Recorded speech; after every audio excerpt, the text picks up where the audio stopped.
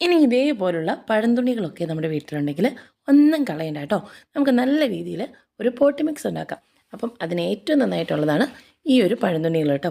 അപ്പം വീട്ടിലുള്ള പിള്ളേരുടെ തുണികളോ അല്ലെങ്കിൽ നമ്മൾ കളയാൻ വേണ്ടി വെച്ചിരിക്കുന്ന തുണികളൊക്കെ ഉണ്ടെങ്കിൽ നമുക്ക് ഇതേപോലെ ചട്ടിയിൽ നന്നായിട്ട് പൂക്കളുണ്ടാകാൻ വേണ്ടി ഏറ്റവും സഹായിക്കും കേട്ടോ.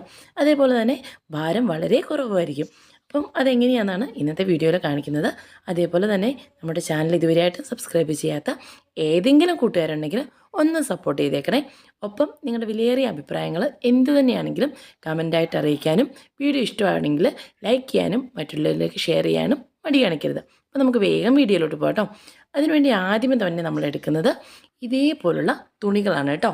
ഒരു ഗ്രോ ബാഗ് അല്ലെങ്കിൽ ചട്ടി അല്ലെങ്കിൽ നമ്മൾ ഇതേപോലുള്ള അരി കിട്ടുന്ന ബാഗുകൾ കളയാതെ സൂക്ഷിച്ച് വെക്കാം കേട്ടോ. അതിനുശേഷം നമുക്ക് നമ്മുടെ പഴന്തുണികളിലെ അത് നന്നായിട്ട് കട്ട് ചെയ്തതിന് ശേഷം നമ്മുടെ ഗ്രോ ബാഗിൻ്റെ അല്ലെങ്കിൽ ചട്ടിയുടെ ഏറ്റവും